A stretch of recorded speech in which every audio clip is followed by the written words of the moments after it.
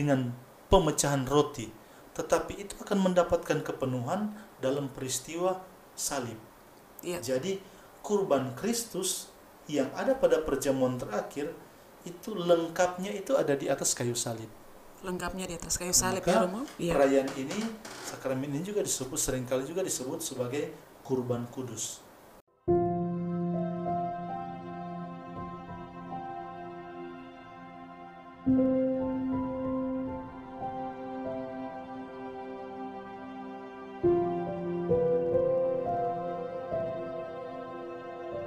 Sobat Komsos yang terkasih, jumpa kembali lagi dalam Ruke, Ruang Katekese Komsos Keuskupan Manokwari Sorong. Hari ini kita akan berbincang-bincang tentang sakramen Ekaristi Maha Kudus.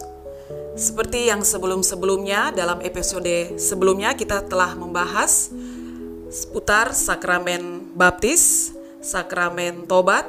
Nah, kali ini kita akan bersama-sama berbincang-bincang tentang sakramen Ekaristi Maha Kudus. Nah, dalam ruang katekese pada sore hari ini telah hadir di studio KMS bersama dengan saya, Romo Septo Trifon Polii.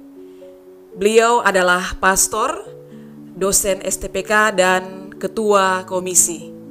Ya, baik, selamat sore, Pastor. Selamat sore, Siska.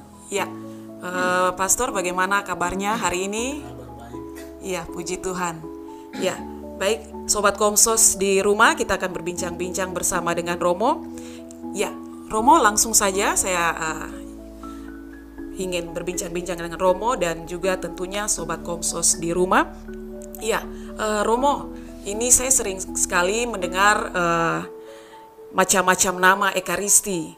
Seperti sakramen Ekaristia, perjamuan surgawi, pemecahan roti, komuni kudus, kurban kudus, dan juga misa kudus. Ya, boleh Romo jelaskan apa nama-nama tersebut kepada saya dan Sobat Komsos di rumah? Baik, Ya. tentang sakramen Ekaristi ini memang dipakai beberapa nama, atau orang seringkali menyebut beberapa nama, dan nama-nama itu mempunyai hubungan dengan perayaan itu dan latar belakang biblis. Dan ini bukan cuma sekedar nama, tapi menunjukkan juga tentang bobot penghayatan. Nah, misalnya ada nama yang seringkali dipakai adalah perjamuan syukur. Perjamuan syukur. Nah, perjamuan syukur ini sebenarnya erat hubungannya dengan istilah Eukaristia, perjamuan syukur. Karena memang dalam sakramen ini ada perjamuan syukur, mempunyai latar belakang gereja perdana berkumpul dari rumah ke rumah untuk mengadakan perjamuan syukur setelah mendengarkan pengajaran-pengajaran dari para rasul. Ya. Jadi perjamuan syukur itu perjamuan persaudaraan. Ya. Orang mengeratkan diri dalam persaudaraan. Juga ada istilah lain juga, istilah lain selain perjamuan syukur, apalagi yang sering didengar? Misa kudus atau apa, Romo? Ya, ada juga istilah Perjamuan kudus. Oh ya, kata perjamuan kudus juga. Iya. Perjamuan kudus itu karena memang dalam penghayatan iman, Iya. perjamuan ini merupakan antisipasi dari perjamuan surgawi yang nanti akan datang. Antisipasi artinya mengecap sedikit sebelum kepenuhannya. Nah, ada juga seringkali kita tahu ada istilah lain, misalnya pemecahan roti. Iya, pemecahan roti, Romo, iya. Pemecahan roti karena Yesus memecah-mecahkan roti dalam perjamuan bersama dengan murid-muridnya. Dan perbuatan yang sama diulangi terus-menerus untuk mengenangkan apa yang dibuat oleh Yesus. Karena dalam perayaan itu terdapat pemecahan roti, bukan bagi-bagi panstof, tapi pemecahan roti. Maka sakramen ini sering kali juga disebut, perayaan ini sering kali juga disebut pemecahan roti. Pemecahan roti. Ya. Roti dipecah-pecahkan lalu dibagi-bagikan. Ini bukan sekedar urusan makan, tapi urusan simbolisasi hidup Yesus yang dipecah-pecahkan dan dikorbankan supaya dunia hidup dan selamat. Atau ada istilah lain juga, iya, Romo, komuni kudus. Karena memang dalam perayaan itu ada ritus yang namanya komunio. Komunio itu terdiri dari dua sub kata, yaitu ko artinya bersama-sama atau bersama dengan, dan unus satu. Jadi bersatu, bersekutu, ya. Persekutuan ya. Menjadi satu ya, Romo ya. Menjadi persekutuan para pengikut Kristus, menjadi satu persekutuan, tapi juga orang bersatu dengan Kristus sendiri. Komunio disebut komuni kudus karena ada ritus komunio di situ. Orang sering kali bilang komuni. Atau ada istilah lain juga, kurban kudus. Kalau dalam gereja-gereja timur tertentu itu disebut Holy Kurbano. Kurban kudus. Kenapa disebut begitu? Karena mau mengenangkan peristiwa Yesus sendirilah yang dikurbankan di atas kayu salib. Memang tanda-tanda awal telah ditunjukkan dengan pemecahan roti, tetapi itu akan mendapatkan kepenuhan dalam peristiwa salib. Jadi kurban Kristus yang ada pada perjamuan terakhir itu lengkapnya itu ada di atas kayu salib.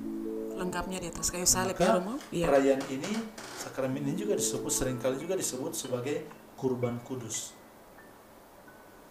Erat kaitannya dengan peristiwa kurban salib.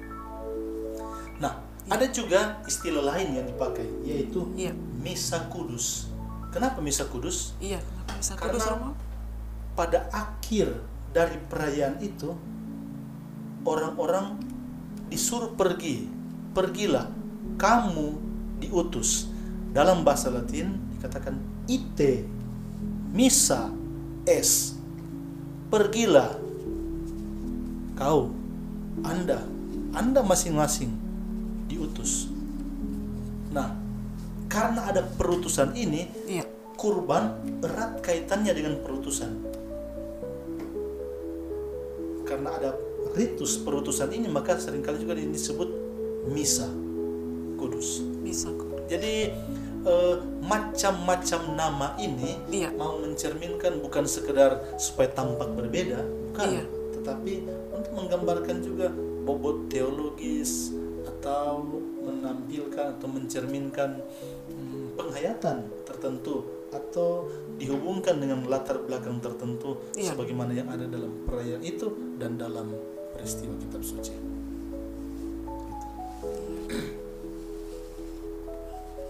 Baik. Ya, oke, Romo. Mengapa dalam liturgi kita gunakan kata makan dan minum dalam sakramen Ekaristi ini? Mengapa mesti menggunakan itu, kata makan dan minum?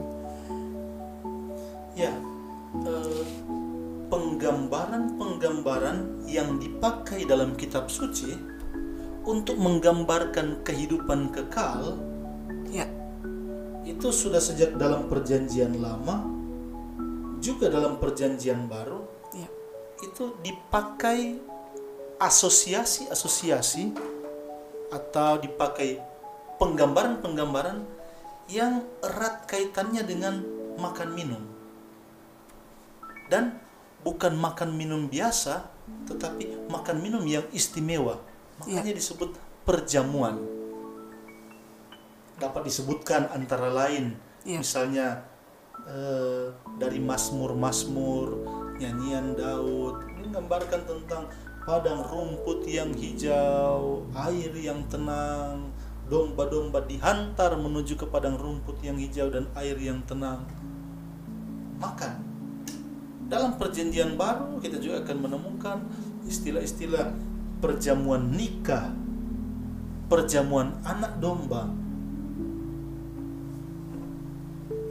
Kata perjamuan, entah kata perjamuan, entah kata perjamuan nikah, perjamuan anak domba, itulah penggambaran-penggambaran untuk menunjuk kepada keadaan bersatu dengan Allah dalam kepenuhan dan kesempurnaan.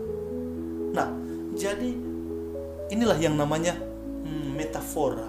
Metafora artinya istilah-istilah, kata atau kalimat-kalimat yang dipakai untuk menggambarkan sesuatu. Karena apa? Alam pikir manusia terbatas, cara berbahasa manusia terbatas, pemahaman akan kata itu terbatas, maka hanya bisa dipakai gambaran-gambaran. Apakah betul bahwa perjamuan surga itu makan terus? Enggak. Tidak ya Romo ya? Iya, siapa mau makan terus pagi, siang, sore, malam? Iya. Nggak ada. Tapi yang mau ditonjolkan di sini bukan makannya, tapi soal relasi. Dalam perjamuan itu relasi itu yang penting, kedekatan. Nggak ada orang yang mengundang dalam perjamuan kalau baku musuh, berkelahi. Suami istri pun yang berantem tidak akan duduk makan bersama, pasti akan duduk makan sendiri-sendiri. ya. Nah, tapi beginilah, mau menggambarkan kedekatan sedemikian dekatnya manusia dengan Tuhan, dan itulah keadaan berselamat. Keselamatan digambarkan dengan perjamuan, di mana di dalamnya berisi relasi yang intens, akrab, intim antara manusia dengan Allah. Begitu. Makanya penggambaran-penggambaran yang dipakai itu tentang makan. Baik, Romo, bisa disampaikan kepada kita semua pembahasan selanjutnya, latar sejarahnya makan dan minum dalam penggambaran sakramen Ekaristi Maha Kudus, latar sejarahnya. Ya.